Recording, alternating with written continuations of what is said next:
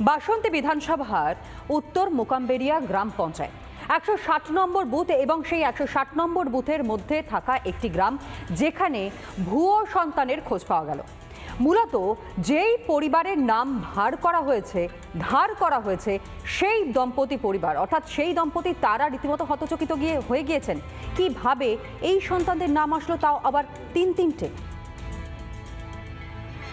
আমি এখন রয়েছি বাসন্তীর উত্তর মোকামবেড়িয়া গ্রাম পঞ্চায়েত 160 নম্বর বুথ, আর এই বুথে ভুতুরে ভোটারের খোঁজ।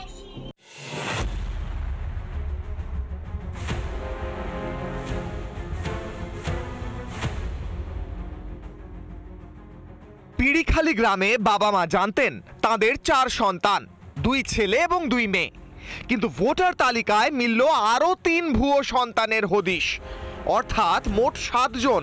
যে বাড়িতে আমি এসেছি তিনি হচ্ছেন নগেন্দ্রনাথ বৈদ্য, যে রামপ্রসাদ বৈদ্য বলে তার একজন সন্তান রয়েছে বা একজন ছেলে রয়েছে, সুজন বৈদ্য বলে তার একজন ছেলে রয়েছে, তিনি জানেনই না, কিন্তু তার ভোটার এপিক নাম্বার, সেই এপিক নাম্বার ব্যবহার করে এবং নগেন্দ্রনাথ বৈদ্যকে বাবা সাজিয়ে ভোটার তালিকায় নাম তুলেছে, এমনটাই কিন্তু অভিযোগ উঠছে।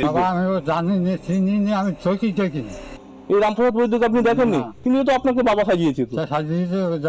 এবং এই যে দেবাশিস বৈদ্য, এই মন্টু বৈদ্য, এগুলো কি আপনার কেউ না? না না, আমি চিনি না, তার 2 ছেলে আর 2 মেয়ে।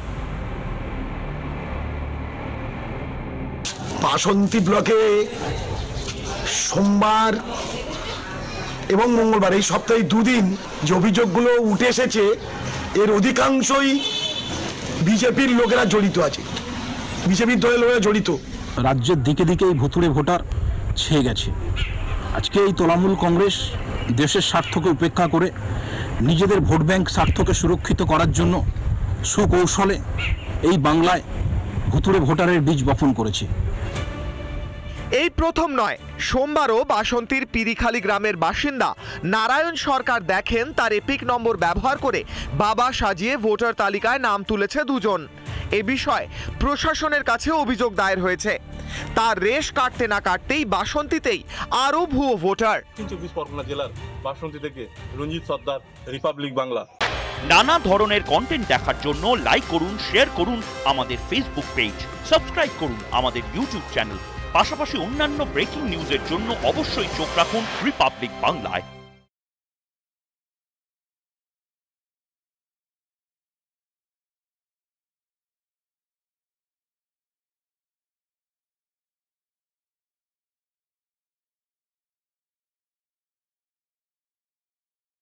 নানা ধরনের কন্টেন্ট দেখার জন্য লাইক করুন, শেয়ার করুন আমাদের ফেসবুক পেজ, সাবস্ক্রাইব করুন আমাদের ইউটিউব চ্যানেল।